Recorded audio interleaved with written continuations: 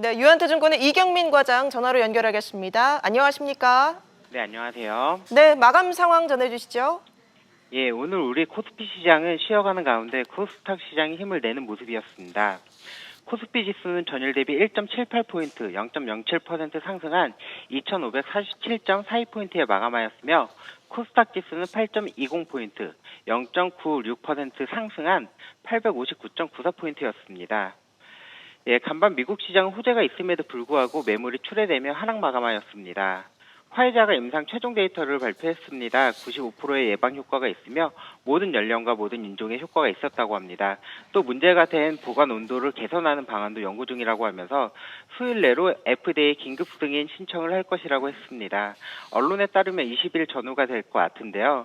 다만 현실적인 부분을 고려한다면 지금 당장 접종이 가능하지 못할 것 같으며 확진자 증가로 뉴욕시 학교가 봉쇄되는 등 코로나19 그림자를 덜어내기에는 시간이 좀 걸릴 것이라는 분석과 함께 코로나19 여파로 3분기에 미국 기업들의 파산이 급증하고 있다는 소식에 전반적인 매물이 출회되며 시장은 하락 마감하였습니다.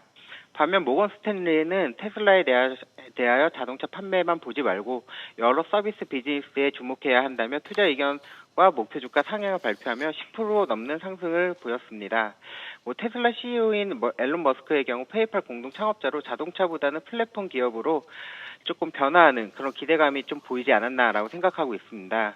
우리 시장은 앞서 말씀드린 약보합 시장을 이어갔습니다. 거래소 시장은 언택트와 2차전지 관련주가 움직이는 가운데 경기 민감 대형주가 승부르는 모습을 보인 반면 코스닥은 어제 외국인과 기관의 매수 후에 또 오늘은 삼성전자의 그 대규모 투자 소식 등에 힘입어 상승을 이어가는 모습이었습니다. 우선은 코스닥이 좀 좋은 모습이 좀 있을 것 같고요. 코스피 대비해서 좀 월등히 좋은 모습을 보여주고 있지만 코스피 지수가 매물 소화하는 과정을 거치는 데 있어서 그동안 좀 눌려 있었던 코스닥 시장이 상승을 좀 보이는 게 아닌가라는 생각을 하고 있고요. 이런 흐름이 이어지기 위해서는 코스닥 지수 865포인트를 좀 돌파하는 모습이 필요할 것 같습니다. 네, 오늘 눈에 띄는 종목은 어떤 게 있었습니까? 예, 우선은 좀 항공주가 있었습니다. 행동주의 사모펀드인 KCGI 측이 어제 입장문을 발표를 하면서 한진칼 이사회가 결정한 제3자 배정 유상증자 결정에 대한 신주 발행 금지 처분을 제기한 것으로 전해졌습니다. 지난 16일 졸속 결정된 한진그룹의 아시아나항공 인수와 관련해 한진칼 이사회가 현재 지분 구조를 크게 변화시키는 내용의 제3자 유상증자를 결정했다며 사법부의 현명한 판단을 통해 한진칼 이사회의 위법 행위를 반드시 저지할 것이다 라고 밝혔습니다. 회사의 주인이 오너이냐 주주이냐 하는 주주행동주의 펀드의 제동에 있어 아시아나항공, 에어부산, 대한항공 등이 약세를 보였습니다. 반면 정부의 비대면 원격 의료 도입 관련된 이슈가 있었는데요. 비대면 경제 활성화의 일환으로 비대면 의료제도 추진을 공식화한다는 소식이 있었습니다. 홍남기 부총리 겸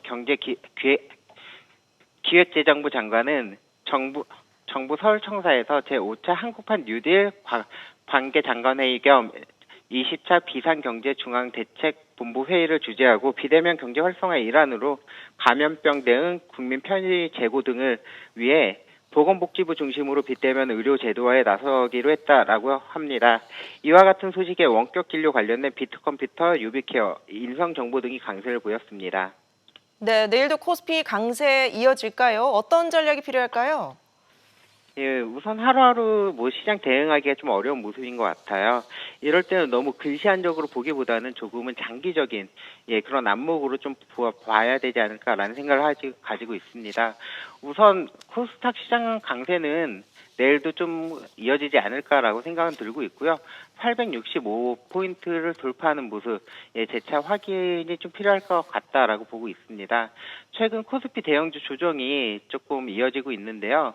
2차전지, IT 부품주, 바이오 섹터 이런 부분들이 좀 움직이고 있지만 변동성이 크기 때문에 좀 단기적인 매매로 접근하는 것이 좋을 것 같습니다.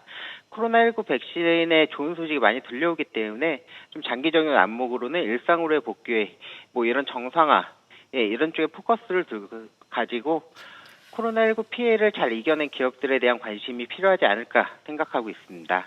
네, 말씀 고맙습니다. 유한투증권 이경민 과장 연결해서 마감 시황 살펴봤습니다.